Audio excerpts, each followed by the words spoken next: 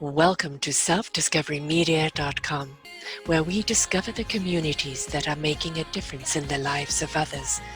Our self-discovery is something we are all making on our life's journey. Here you will find the people that will be your guidance, that will be your inspiration, that will be there for you in support on your journey of life. Do enjoy. Our next show is... Good morning, good afternoon, good evening, everybody. Welcome back to another edition of Sarah's View of Life, right here on selfdiscoverymedia.com. I am your host, Sarah Troy. Who do you know yourself to be? Quite a loaded question, isn't it? Do you know yourself very well? How do you see yourself? Are you seeing yourself from somebody else's perspective? Somebody else's standards? Somebody else's expectations? One of the big journeys that we have in life, in our own self-discovery, is who are we? Why are we here? What are we here to do? How do we see ourselves? We must not look at ourselves through somebody else's lens. Very often, the way you present yourself will be reflected in the responses that you get from other people. And you come across maybe angry or mad or disillusioned or frustrated or anxious, you are going to get that back from other people in some form or other. It's a reflection. We always reflect our own inner discontent out to people, and they pick it up and it gets reflected back. Are you living a life by somebody else's dictation? Have you grown up in the educational system? It says you must be an A student. You must be a top athlete. You must dedicate your life to the academics. What do you think you're doing playing? Playing is a waste of time. Never a waste of time. A lot of our educational system is about conforming. Religion, conforming. Government, conforming. Family life, conforming. You must do, you must be. This is expected of you. And what people don't see is you. You don't see yourself because nobody's given you permission to be you. Who are you? All right, yes, I know, all right, you're top this, you're top that, you're earning this, you're earning that, you're this popular, and you've got trillions of people following you. But when you look in the mirror, who do you see? Do you like what you see? Do you know that person there? Can you really look at yourself eyeball to eyeball in that mirror and say, I am flawsome. I am perfection. I am this and the bee's knees. And whose expectation is that, to be that? Can you look in the mirror, eyeball to eyeball, and say, I'm flawed, I'm lost, I'm living a lie, I am not being true to myself, I'm not following the path that was divinely laid out for me. See, we've all got that somewhere along the line where we lived up to the should-bes. I was a total disappointment to my family, a complete loser, because I didn't grow up to be what they wanted me to be. Way too many obstacles. Dyslexic, too sick as a child, so never at school, not being able to do too much athletically because of my asthma, and just the way I saw life, it just was too far out there for them. I was kind of like the hippie before the hippie became the hippie. And I always felt that I disappointed everybody. I was a disappointment because I wasn't what people wanted me to be. But then there was the other side of me that really knew who I was, my divine self, who had the answers, who lived in the knowingness and in the now, that could actually be what people wanted to hear in there now at that time of need. So if I could be that person, why was I being this person? And that's because this person was conditioned, molded, expected. It's not who I wanted to be. I was never ever going to live up to those expectations, nor did I want to. They weren't me. They didn't relate to me in any way. I was Sarah. And Sarah never felt good enough because I let other people down by not being what they wanted me to be. And why should that be my burden? Why should I carry guilt around for not being enough for someone else? The only person that is important for me to be enough for is myself. The only person that you should be abundant for is yourself. Are you doing what you love? No, I'm not talking about what you're good at. You can make the 6 figures in your sleep. You can close a deal. You can do this. You can get up and speak. But where's your gift? Not in what you do, but in whom you are. Why are we drawn to certain people? Yes, they may be very eloquent. They may really speak to the times. We may resonate with them. But before that, we feel them. We feel that connection that they have with themselves, because that is what they're sharing out with you that is so inspiring.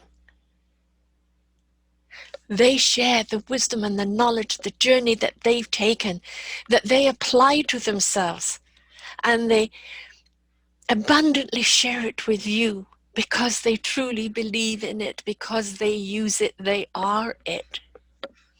See, it's not what you are, and the who you are should be from the inside out, not the exterior of you. I'm a supermodel, I'm a realtor, I'm a doctor, I'm a lawyer, I'm a this, I'm a that. No, that's what you do. Those are things that you do. But who are you?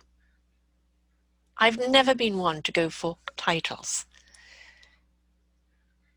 Very often the titles, some of them are needed because they verify what it is you do and that you have really taken the training and got the knowledge to do what you do. But I also want to know that you are instinctively, intuitively using the divine knowledge along with the human worldly knowledge in that you do. Some people are just instinctual. Everything they do from being connected to the now, by being open to the divine knowledge, to the channeling of the wisdom, being observant and absorbent of knowledge that is relevant to who you are and what you do, what you share with the world. I think we need to be re-verbaging the way we talk about ourselves, the way we allow others to talk about us, and the way we present ourselves.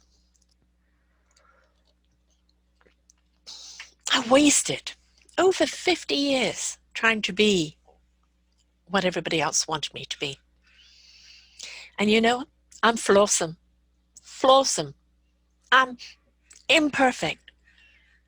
And all of those flawsomes and imperfections makes up Sarah. And I'm not everybody's cup of tea, but somebody is going to enjoy the mug of coffee I am. I'm not speaking to everyone. I'm only speaking to those that are ready to hear what I have to say. And what I have to say is just something that I am speaking from the inside out, from the soul, from the heart, from the spirit, from the knowledge, the wisdom. Is what I'm saying something you need to hear? Is what I'm saying something you wish to hear? Is what I'm saying something you relate to? Because I'm just one instrument in this orchestra.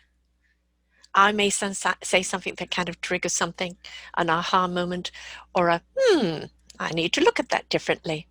And then you listen to someone else and they add another ingredient and another until you've got an entire dish of perspective in front of you that you can apply to yourself in your own self-discovery. One of the biggest problems we have in the world is the fact that we are trying to fit in, trying to be what others want. The whole political arena that we're looking at right now is trying to turn the clock back to a time where a certain amount of people had control over another certain amount of people. And we're letting them know no one can control you. No one has control over you. No one has the right to have control over you. We are all free spirits with our own minds, our own intellect, our own heart, soul, and spirit intellect. And we take ownership of our own choices, ownership of what we contribute to the world, ownership of who we are, why we are, even our flaws, even our imperfections. And we come to the table in authenticity, in honesty, and in the desire to contribute. I interview an awful lot of people that have had great success in life or have titles. Maybe they're a prince, master's degree, PhD, people who have worked to get where they are, or ancestrally, a prince. But that is the title, or that is what they've achieved. But who are they? What have they learned by their journey of life? What are they there to contribute with you now? Because that's the important thing. What are they contributing now? With whom they are, in their authenticity, in the gift and the instrument that they are in this orchestra of life. We go around feeling, I'm not enough, or I can't do it like them, I'll never be as good as, oh, they want this out of me, I can't do that. Well, why are you bending yourself into a pretzel to try and do what you can't do for them when you can go and do who you are and what you are for others that will see you and hear you and embrace you for what you are, for whom you are, for the whole package of you. Stop wasting time. Stop wasting your life. Stop trying to please another.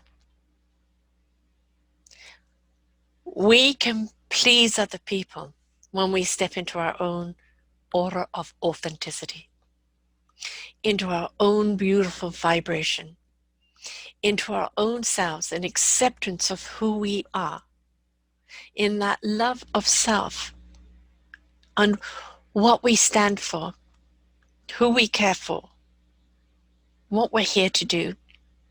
See, there's a calmness in accepting yourself. I no longer have to bend over into a pretzel to be what somebody else wants me to be. I no longer judge myself by somebody else's perception of me. I no longer carry the anguish around of me of not feeling I belong because nobody can hear me or see me. I no longer apologize for being me. And nor should you.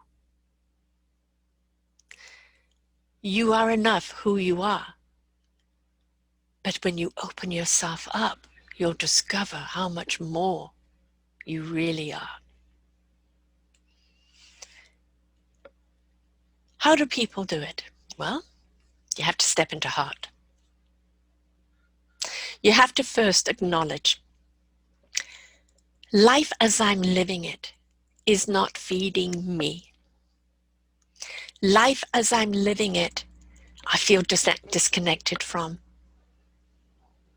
Life as I'm living it is not feeding my heart and soul. I do not feel I belong.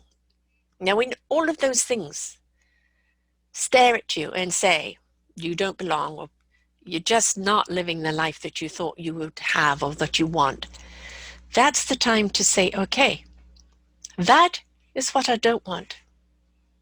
But now I'm willing to go into self-discovery of what I do want for me, of who I really am, what I really want to become. Don't have any preconceived ideas. Just be willing to go and explore yourself. But that's the first phase is I have decided, I've made the choice to explore myself. And one of the first things I need to do is switch on my heart. Switch it on. I need to see things winningly, even painfully and joyously from the heart. I need to be able to look at something that tugs at my heartstrings. I need to be able to look at something that gives me joy and warmth and a glow. I need to be able to look at things from the heart that makes me engaged or makes me stand up and participate. But living from the heart is living from the feeling of it. And then your mind knows what you need to know when you need to know it. See, when you feel your thoughts, you understand what your thoughts are here to do. Now, it's very important that we change our dialogue. I am enough. I'm in self-discovery. I'm open and willing to receive. I'm in an allowance. I allow the universe to show me who I am from the inside out. Stop saying the things, well, I can't do that because I'm not enough because. You're saying, I won't do that because it's my choice. That's okay. There's a lot of things I won't do. A lot of things that other people think, well, sorry, if you did this, you'd be that. If you did that, you'd be there. And if my core disagrees with that, then I can't do it. If it's going to take too much out of me and my physical limitations, I won't do that. I will do what I can do, where I can do it, how I can do it, in a way that I can do it, that it doesn't drain the life out of me. You see, if it's draining life out of you, you're doing the wrong thing. If it's feeding you energy, and it's a reason to get up every day, and it's something you truly have a commitment to and a love for, then what you do is natural. It's you. It's your exuberance. And how far you take that is one step at a time. First you become. And when you become, it's the calmness of who you are. We're not looking for the highs and the lows. We're looking for a nice balance. There are times that, oh God, I wish I could be able to do that. But I know it's not my forte. Why try? Because I can put my energy in something over there and I can hire someone to do that. That is good at that. We're not meant to be everything. I do wear all the hats in my business. And I know there are some hats that are very, very wonky on my head. And when I can afford to employ someone to do that, I will. In the meantime, I balance the best I can. And I give you from the heart, in true earnest, all that I can with all that I do and all whom I am. That's all we ask of anyone. Be the best version of yourself. Well, it's not a version, it's who you are, your true self. Your true self. Now, if you say my true self is angry and ornery and bitter and twisted, no, that's not your true self. That's your reactionary self. That's the self that's reacting to everything that's gone on in your life. You're bitter and twisted about it, and you're trying to impose it on others or blame others for it. No, that doesn't wash. But when you're ready to say, you know what? I'm tired of my life being that way. I'm tired of living reactionary. I am tired of being on the defense, or I'm tired of being angry. I wish to change. I wish my life to change. And you are willing to put the one foot in front of the other and take the inside out journey, then you're on your way. What is this inside out journey? Well, it's when you come to terms with why do you feel the way you do? Why do you say the things that you do? Turn the clock back and look at where this came from. My speaking negatively about myself came from always believing I wasn't enough, almost an apology of who I was, because I was always told I wasn't enough, so I always believed I wasn't enough. So therefore, I behaved that I wasn't enough. So when you turn your clock back and you look at, where did this root come from? Where did these teachings come from? Where did this expectation come from that told me I wasn't enough? And look at it and go, you know what? I face you, but I disagree with you. I am enough. I am worthy. I am a contributor, and I'm on my way to abundance. We have to be willing to take that self-discovery, that journey in. We have to be willing to look at the things that are in our way, the blockages. It's not about blame or shame. It's about uncovering.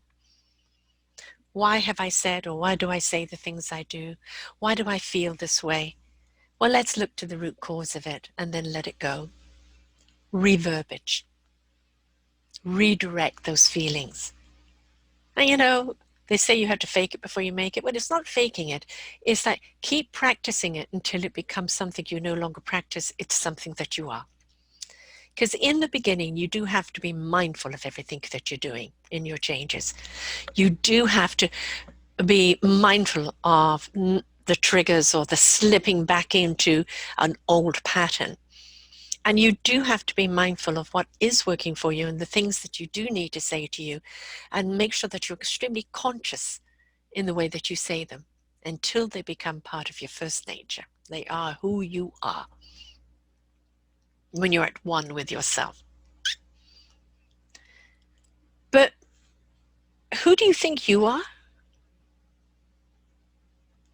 I'm not talking about your title, not talking about your sex or your color, not talking about your education. I'm talking about your heart and your soul. Because ultimately, who we really are comes from our heart and our souls.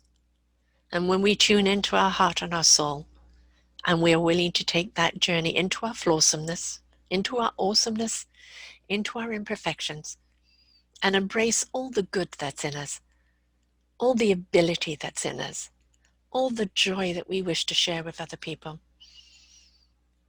When we step into that, you'll find yourself in a place of calmness, in a place like a deep breath. And you will know who you are, why you are, and what you're here to do. And it will just be a wonderful feeling, like a glow, constantly living in a glow of love, a glow of mission, a glow of purpose, a glow of having something to do that is important to the well-being of humanity or planet, to the well-being of yourself, and being that contributor, because we are here to serve one another.